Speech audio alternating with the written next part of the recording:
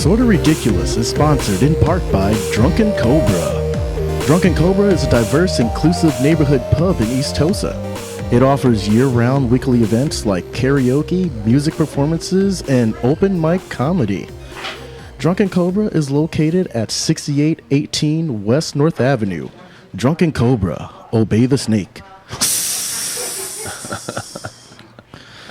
Hey folks, what's going on? Here's another episode of Sorta Ridiculous. Smash the button. Smash the button. 2 times now, y'all. Cha-cha, real smooth.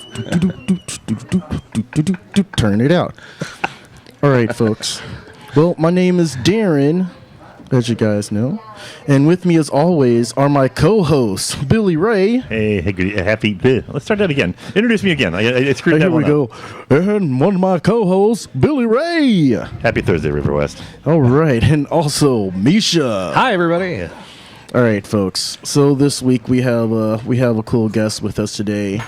We have the Midwest own, the Manitowoc Minuteman himself, Charlie Berens. Thank you. I really like that. My brother's supposed to be here too, but you know, the thing about us Berens is we are always late. And there goes the spot. That was the spot he parked in. Had there's no John in there? 1 minute late, he would have had prime parking. Now he's gonna illegally park right in front of that driveway over there. Right. Oh, that's perfectly fine. That's his move. So tonight's theme is, will John make it in time for the rest of the show? We'll be smashing the button on the goodbyes, and then he'll be rolling. Hey, folks, how are we? Right. How are we doing? So here's the thing. Like, we have a whole episode of shenanigans. If you guys haven't listened or watched that episode yet, yeah, it's a good one. So there was tomfoolery as well as shenanigans. A whole lot of it. It was like a bit within a bit. It was very meta. So, Charlie, with you being a new guest, we have 3 questions for you. Yes. All right, you ready for this? I'm ready. All ready right. when you are. Question 1. Okay. What is something sort of ridiculous about you? Sort of ridiculous about me. I'll start with today. Okay. Today, at 2 different times of the day, I thought it was both Wednesday and Friday. Wait, at the same time? No. I thought earlier today that it was Wednesday. Mm-hmm. I missed an interview because of it, and then which makes sense why my brother's late. We're cut from the same compromised gene pool, and then I was just on the phone with someone. I said, "Well, you know, it's going pretty good for a Friday," and she's like, "Well, it's a Thursday, so you should think about that." And I was like, "So, you know, I don't know what to say about that other than it's sort of ridiculous." So, That's fair. You certainly split the difference, and you get yourself where you need to be. Right. I mean, it's kind of like, now I just got to, now that's it. Anything I'm thinking, just think a little bit to the middle, you know? With that, or either Barron's time is accelerated. Yeah. He started Wednesday, then Friday by the afternoon. Here he is. Hey, here's your brother. He's not even running. He doesn't even run up on the doors. Squeeze the... Just squeeze it there. There you go. Hey, right, John Berens. Also in the studio with us today. Yes. Once again, we have one John Berens. Howdy, fellas. How are we doing today? Put those headphones on. fantastic. John, how are you late for an interview? That he set up. That you set up. How are you late for it? Here's the best part. John called me probably 12 minutes ago making sure I was going to be here on time. Did you know at that point that you were not going to be here on time? I did not. Okay. Summerfest? Milwaukee is fun like that. Yeah, it's interesting. So just to recap, you guys, we have a 6th of the Berens siblings in here today. That's true. All 12. All right. But Yep. we were on question 2 here. Yes. All Okay. right. So what is something sort of ridiculous to you? Sort of ridiculous to me. Well, I was listening on the radio about like half of these scientists or whatever think that AI could destroy all of humanity. So I feel like that's sort of ridiculous. It's kind of like a race. What's going to kill us first, climate change or the robots? What do the other half think about? Are they recommending sugarless gum, or is that I actually have a thought on AI. Yeah, Look, what I is keep your telling thought? you, I actually have a bit about this.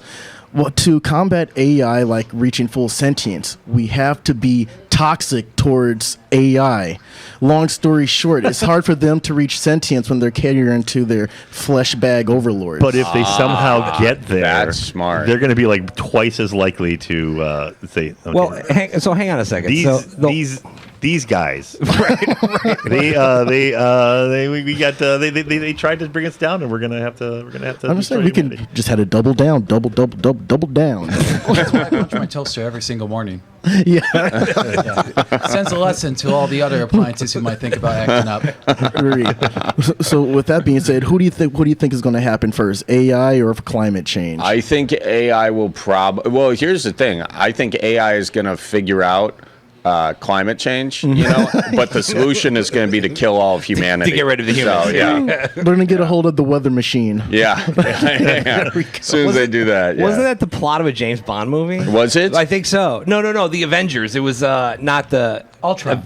No, the other Avengers, the British ones. The one based on the secret agent, James Bond. Yeah. I think Sean Connery was the villain. Wasn't he the villain? Yeah, Sean Connery. Yeah. Ray Fiennes was not John Peel. It was Emma Peel was his sidekick, and Ray Fiennes played Bob Bond. Bob Bond. All right. Well, with that being Nigel said, Bond. Nigel Bond. Yes. So when we get to question 3 here. Yeah. All right. So what is something sort of ridiculous that's happened to you? Okay. So I was doing this show in Sioux Falls, South Dakota, and you guys ever heard of it? No. Cool. Sounds about right. But it was a Wednesday night, and I got upgraded to the suite. Ooh. And I'm not trying to brag here, but it was a Wednesday night, Sioux Falls, South Dakota. No one was using it. By it, I mean the city. So they gave me this room. I know. Da-dunch. And so I get in there, and there's this thing on the TV, or the TVs are on, and there were 2 TVs. I was like, oh my God, this is amazing. There's 2 TVs in this place. You're almost an Elvis at that point. I know, right? Yeah, I was thinking very highly of myself. Right. But you're not the king, but it's like the prince. Or Jack, sweet, right. Whatever. You're like a duke. I have not gotten to the peanut butter sandwiches on the rider quite yet, but yeah, we're close. or the Quaaludes in the can. Yeah. Right. Well, those were there actually. Yeah. Right. Hell of a town, Sioux Falls. So anyway, I'm trying to turn these TVs off. I'm looking around for the clicker, can't find it. So I end up, making a social media video trying to find the clicker, and then I end up, going toward the TV, and I film the TV, and I'm kind of profound about it. Sometimes in life, we spend so much time on these little screens, we miss the bigger picture on the bigger screen, because on the screen was the QR code, which was the remote control for the TVs. Oh my God. So, but if you got to go all the way up to the TV to get the thing, it's not really a remote control. You might as well have the knob and. Tell me about it. Yeah, I am totally opposed to these. You might as well things. have knobs there, Right, but hang on. But the thing is, with new TVs, they don't have buttons on them anymore. There's a power switch, and that's it. And actually, that's true, because I was trying to find the power button later. I was trying to turn. Eventually, I did using the application, and that was fine. Using the QR code on the TV, I was able to turn the TVs off. But since I had posted that onto the internet, I was awoken because somebody had purchased me pornographic film.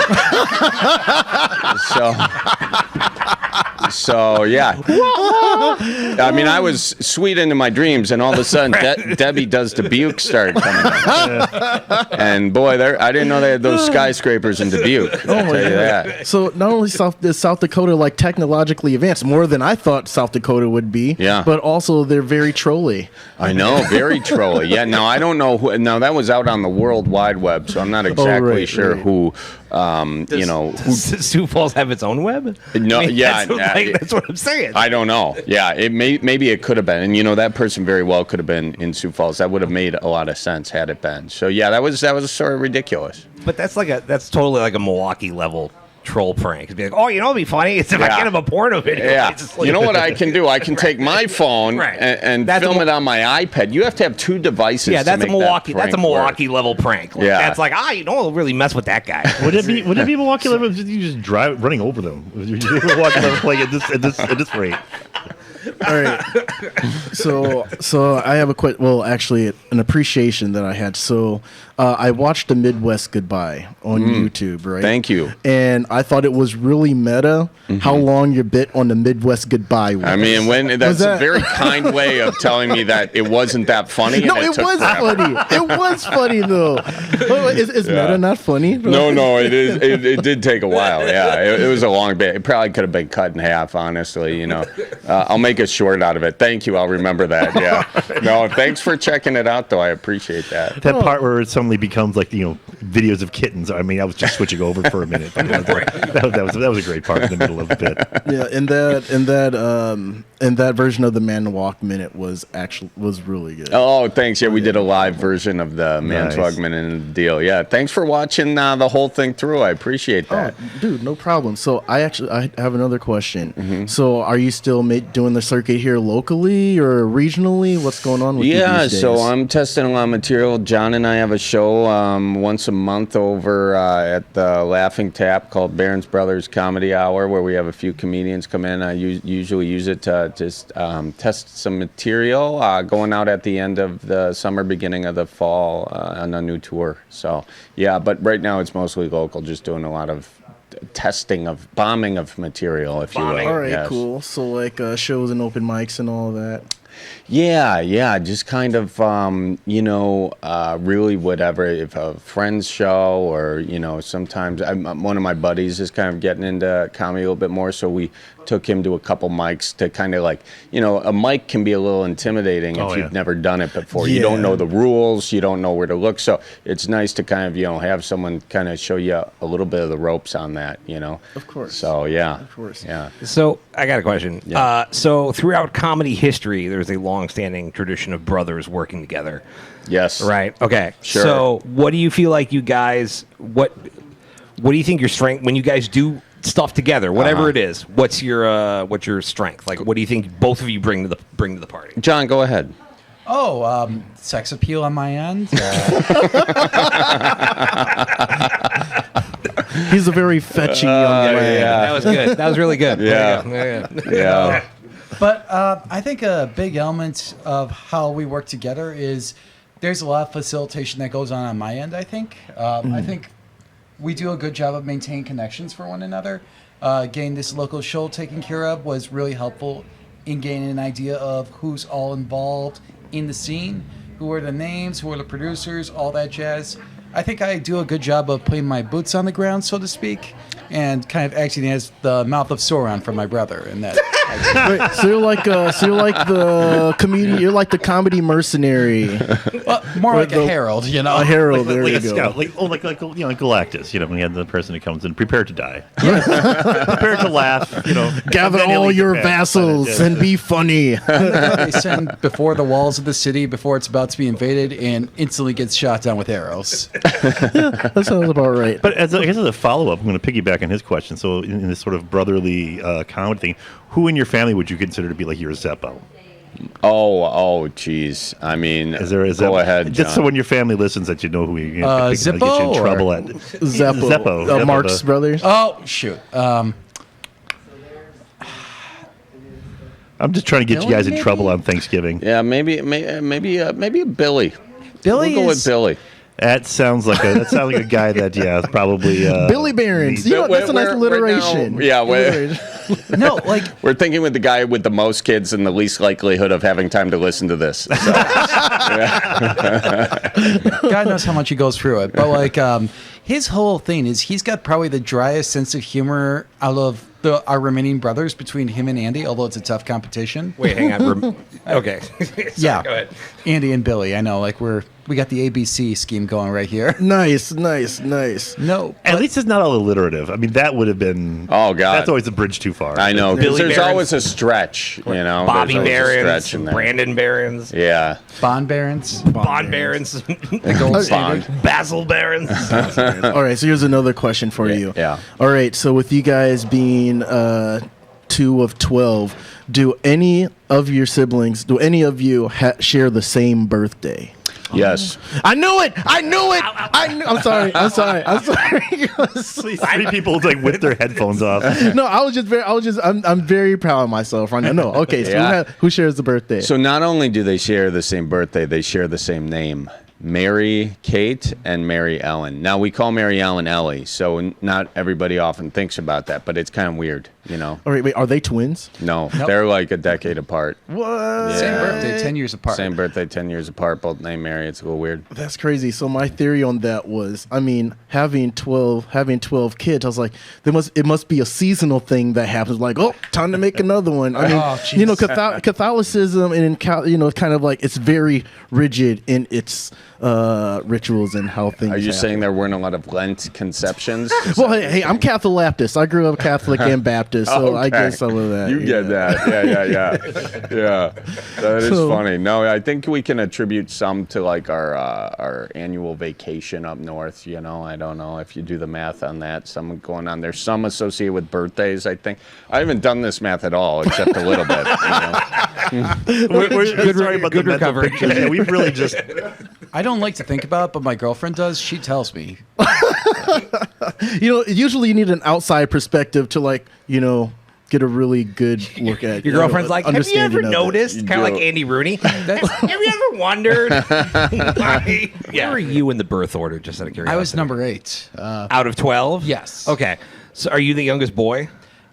Yes, okay. I am. So how much, and Charlie, you're not allowed to answer the question. Okay. But John, how much of your trauma in life is because you were the little brother and the other two were dragging you just to see if they could get you to do it? Well, a good amount, but I will say most of it's been of my own volition. Okay.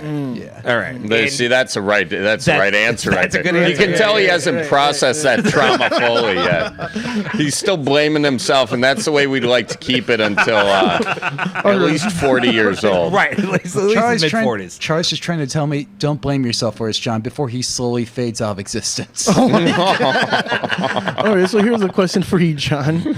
Processing all this trauma, where do you find yourself what do you distract yourself with? What do you do for fun? Oh, God, what doesn't he distract himself with? Go for it, John. I like to binge Wikipedia. It's really fun, relaxing for me, just random articles.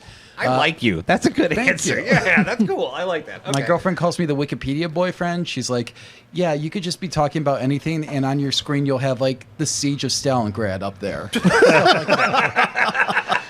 So here's what we thought would be a really good bit just putting John in the back of an Uber.